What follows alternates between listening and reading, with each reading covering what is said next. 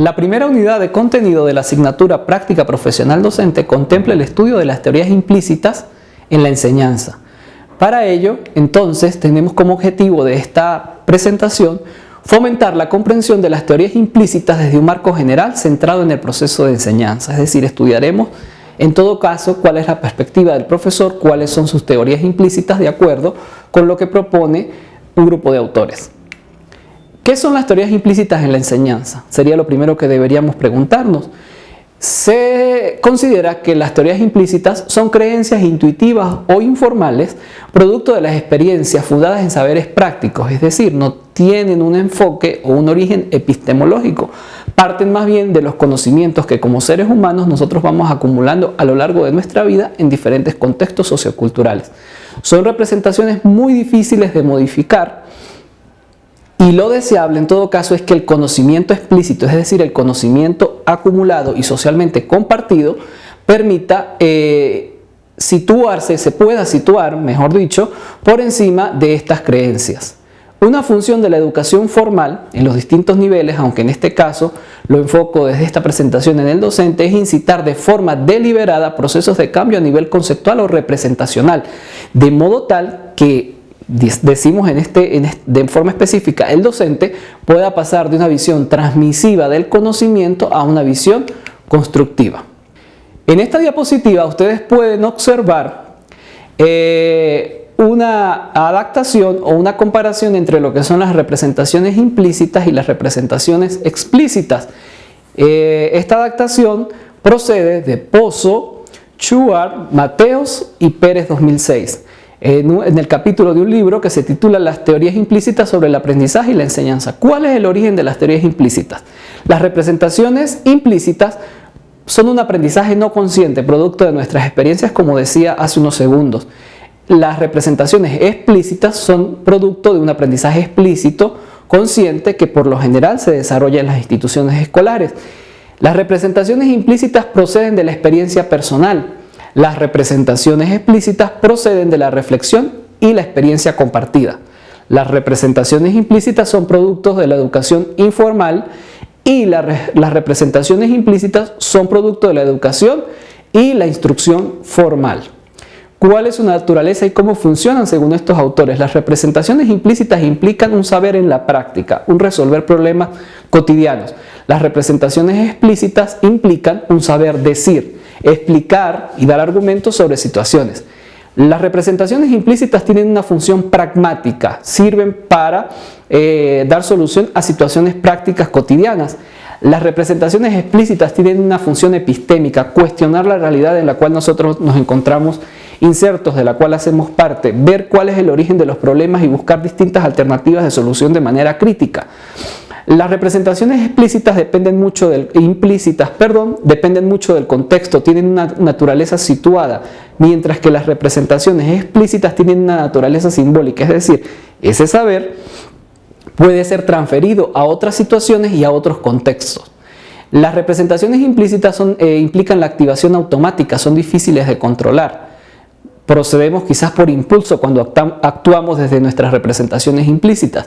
En cambio, las representaciones explícitas necesitan de una activación deliberada, más fácil de controlar y, por supuesto, de procesos de reflexión un poco más amplios.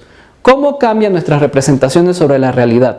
Las representaciones implícitas pasan por procesos acumulativos, procesos asociativos de acumulación, es decir, no cambian, solamente se van de algún modo ampliando o extendiendo a partir de nuevas experiencias. Las representaciones explícitas sí se reestructuran por procesos asociativos en los que el conocimiento se va reunificando, se va organizando, se va asimilando y también modificando.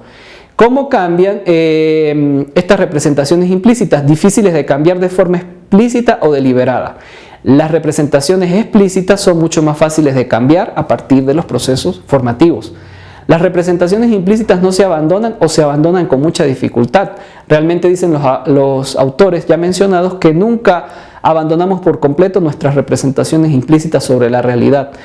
Las representaciones explícitas por su parte son más fáciles de abandonar porque el conocimiento que nosotros vamos construyendo a partir de las distintas experiencias que vivimos permiten que se vayan dando cambios a nivel representacional y conceptual en nosotros mismos.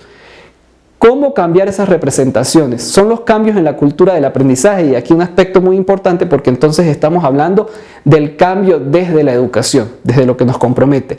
Son los cambios en la cultura del aprendizaje, el hecho de vivir en una cultura de aprendizaje en la que nos sentimos extraños, casi como extranjeros, o en el mejor de los casos como emigrantes, pero nunca como auténticos nativos, los que nos obligan a ocuparnos de nuestras representaciones implícitas, a explicitarlas y en esa medida a cambiarlas. Ustedes proceden de distintas carreras, no tienen una formación pedagógica inicial. Todo lo que ven ahora o lo que han visto a lo largo de este trayecto de formación ha resultado quizá nuevo, innovador, distinto, y ha puesto en juego esas representaciones implícitas sobre el proceso de la enseñanza a partir de lo que ha sido su experiencia, y los ha llevado a modificarlas. Allí vemos un ejemplo claro de lo que son las representaciones implícitas y cómo solo es posible cambiarlas a partir de los procesos formativos. Tenemos tres teorías implícitas, ya para finalizar esta presentación. Tenemos por un lado la teoría directa. Según la teoría directa, en esa representación implícita de lo que es enseñar, el aprendizaje es acumulativo. Los saberes no se cuestionan, se aprende de manera lineal. Hay un estímulo y hay una respuesta. Entonces esta teoría directa tiene estrecha relación con la noción o el enfoque conductista que desde la psicología se llevó hacia la educación y que ya ustedes estudiaron en otras asignaturas. El aprendizaje se mide en cuanto a resultados o productos, no interesa el proceso. Hay una relación automática entre las distintas condiciones que se generan en el aula y el resultado del aprendizaje, lo que indicaría que una exposición directa del contenido de enseñanza va a garantizar los objetos o de los objetos de aprendizaje va a garantizar el aprendizaje. Ya sabemos, y está suficientemente comprobado, y ustedes lo han estudiado a lo largo de este proceso de formación, que se necesita mucho más que unas condiciones para generar el aprendizaje, y que el aprendizaje no consiste simplemente en memorizar y repetir. Tenemos en segundo lugar la teoría interpretativa. La teoría interpretativa sigue considerando el aprendizaje como una réplica de la realidad, pero desde esta segunda teoría se considera o se acepta la posibilidad de cambio conceptual. Los procesos mentales inciden en el aprendizaje. Ya se comienza a considerar desde esta teoría interpretativa que los procesos cognitivos son importantes en el aprendizaje. La memoria, la toma de decisiones, el lenguaje. La actividad del aprendiz es clave para lograr el aprendizaje. Tiene que haber compromiso, tiene que haber interés por parte de quien aprende para poder generar efectos a partir de la enseñanza. La teoría interpretativa conecta resultados, procesos y condiciones de aprendizaje. Entonces ya es una teoría, digamos, mucho más dinámica que la anterior, que considera distintos elementos que hacen posible la enseñanza y en consecuencia el aprendizaje.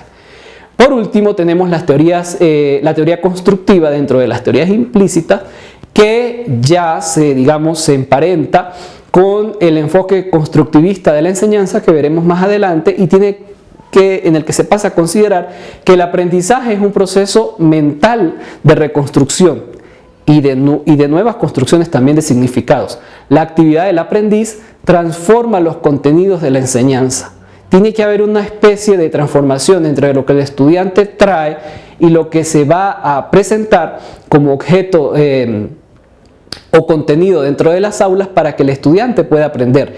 El estudiante debe autorregular sus procesos. Entonces ya aquí entramos o conectamos estas nociones con el componente metacognitivo, con el control o la autorregulación de lo que se aprende. Un estudiante debe estar consciente de cómo sucede el aprendizaje en él, cómo aprende, qué procedimientos emprende, cuáles son los resultados que obtiene, cómo organiza su propia experiencia, y esto es importante desde la teoría constructiva.